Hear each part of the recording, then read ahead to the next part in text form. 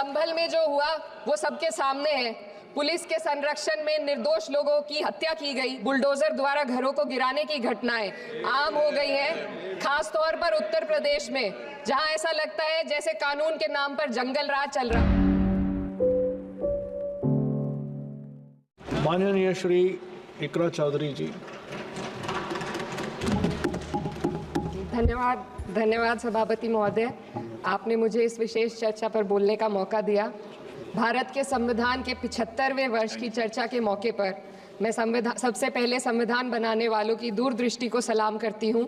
एक युवा सांसद के तौर पर मैं अपनी उम्मीदों को संविधान के साथ जोड़कर खास तौर पर ये बताना चाहती हूँ कि आज हमारे देश में पिछड़े, दलित, अल्पसंख्यक समुदाय को किस तरह अपने संवैधानिक अधिकारों और आज़ादियों की हिफाजत के लिए हर रोज़ मुश्किलों का सामना करना पड़ रहा है। Doctor B.R. अम्बेडकर के कथन से अपनी बात रखना चाहती हूँ। उन्होंने कहा था, मुझे अपने भारतवर्ष पर फक्र है कि जिसके पास ऐसा संविधान है जो लोकतंत्र, समाजवाद और सेक्युलरिज्म को संजोता है। लेकिन आज ऐसा लगता है जैसे संविधान की किताब तो है पर इसे चलाने वालों का ईमान गुम हो गया है। आज हिंदुस्तान में हर वर्ग को किसी न किसी चुनौती का सामना करना पड़ रहा है, मगर अल्पसंख्यक खास तौर पर मुसलमानों पर जो कहर टूटा है वो किसी से छुपा नहीं है। ये लोग सिर्फ अपने मजहबी पहचान की वजह से निशाने पर हैं। संविधान का अनुच्छेद 15 कहता है कि किसी भी नागरिक के साथ धर्म, जाति या किसी और वजह से भेदभाव नहीं होना चाहिए, लेकिन हकीकत इसके उलट है। हालात इस कदर बिगड़ चुके हैं कि hate speech, mob lynching, bulldozer द्वारा घरों को गिराने की घटनाएं आम हो गई हैं, खास तौर पर उत्तर प्रदेश में, जहां ऐसा लगता है जैसे कानून के नाम पर जंगल राज चल रहा हो। संभल में जो हुआ वो सबके सामने है। पुलिस के संरक्षण में निर्दोष लोगों की हत्या की गई और सरकार ने चुप्पी साध ली। अल्पसंख्यकों पर हिंसा बढ़ती जा रही है, मगर सत्ता में बैठे लोग या तो आंखें मूंदे हुए हैं या फिर इन घटनाओं को बढ़ावा दे रहे हैं। हद तो तब हो जाती है जब न्यायपालिका की बात भी अनसुनी कर दी जाती है। सुप्रीम कोर्ट ने मॉब लिंचिंग पर 11 सूत्रीय निर्देश जारी किए थे। इसमें साफ कहा गया था कि राज्य सरकारें और पुलिस इस तरह की घटनाओं को रोकने और दोषियों पर सख्त कार्रवाई करने के लिए जिम्मेदार हैं, लेकिन आज भी इन निर्देशों पर अमल नहीं हो रहा है। हाल ये है कि मॉब लिंचिंग को रोकने की बजाय सत्ता में बैठे लोग आग में घी डालने का काम कर रहे हैं। उनकी जुबान से ऐसी बातें निकलती हैं जो नफरत को और बढ़ावा देती है। ये अशांति अब इतनी गहराई तक फैल चुकी है कि हमारे समाज के धर्मनिरपेक्ष चरित्र पर गंभीर सवाल उठ रहे हैं। साल की शुरुआत में ही कई राज्यों में दुकानदारों को अपने नाम बोर्ड पर लगाने के लिए मजबूर किया गया। इसे सेहत और सुरक्षा के कानूनों का हिस्सा बताया गया, मगर असल मंशा कुछ और थी।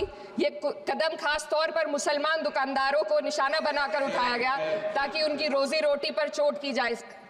पिछले हफ्ते मुरादाबाद में एक मुस्लिम डॉक्टर को हिंदू बहुल्य मोहल्ले में घर खरीदने पर विरोध झेलना पड़ा। वजह बताई गई कि इससे मोहल्ले की सामाजिक शांति बिगड़ जाएगी। अब आप ही बताइए, क्या ये वजह सही है, जायज है? असल में ये छोटी बड़ी घटना इस बात का सबूत है कि सांप्रदायिकता को बढ़ावा देने वाले बयान और नीतियां हमारे समाज को अंदर से खोखला कर रही है। उत्तर प्रदेश में यति नरसिंहन ने बेहद घटिया बयान दिया, लेकिन सरकार इन बयानों पर कोई कार्रवाई नहीं कर रही। हेट स्पीच न केवल जनमानस के विचारों को प्रदूषित करती है, बल्कि इससे अब संवैधानिक पदों पर बैठे लोगों को भी प्रभावित कर दिया है। अभी हाल ही में माननीय उच्च न्यायालय इलाहाबाद के माननीय न्यायाधीश ने ऐसे बयान दिए जिसका संज्ञान खुद सुप्रीम कोर्ट को लेना पड़ा। संविधान के अनुच्छेद 29 और 30 ने अल्पसंख्यकों को उनके मजहबी और सांस्कृतिक हक दिए हैं ताकि वो अपनी पहचान को बचा सके और अपने संस्थान चला सके, लेकिन आज उन्हीं हकों पर हर तरफ से चोट की जा रही है। वक्फ जैसे बिल लाकर उनके धार्मिक अधिकारों को छीनने की कोशिश की जा रही है।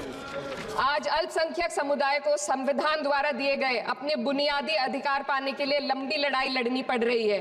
ऐसे कई मामले अदालत ने न्याय देकर संविधान की रक्षा की है, लेकिन अदालती प्रक्रिया में जो समय लगता है उसकी वजह से देश के सामाजिक ताने बाने को भारी नुकसान उठाना पड़ता है। मिसाल के तौर पर इलाहाबाद हाई कोर्ट ने 2004 के मदरसा एक्ट को रद्द कर दिया था, जिससे मदरसों के संचालन पर सवाल उठे। हालांकि सुप्रीम कोर्ट ने बाद में इस फैसले को पलट कर दिया और एक्ट को वैध करार दिया। लेकिन इस प्रक्रिया में जो समय लगा उसने अल्पसंख्यकों को बेचैनी और संघर्ष के दौर में डाला है। इसी कड़ी में प्लेसेस ऑफ वर्शिप एक्ट 91 भी आता है और कई अन्य अधिकार, उन्हें भी इसी तरह अदालती लड़ाइयों में उलझाया जा रहा है। ये स्थिति न केवल अल्पसंख्यकों के अधिकारों की राह में रुकावट है, बल्कि justice delayed is justice denied जैसी कहावत को सिद्ध करती है।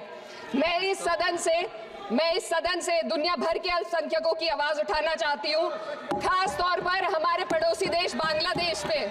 खासतौर पर हमारे पड़ोसी देश बांग्लादेश में अल्पसंख्यकों के साथ जो हो रहा है वे दिल को गहरे तक चोट पहुंचाने वाला है। उनकी जान माल की हत्या की जा रही है। बांग्लादेश हो या हिंदुस्तान हो या कोई और देश, अल्पसंख्यकों की सुरक्षा, इज्जत और अधिकारों की हिफाजत हर सरकार की सबसे पहली जिम्मेदारी होनी चाहिए।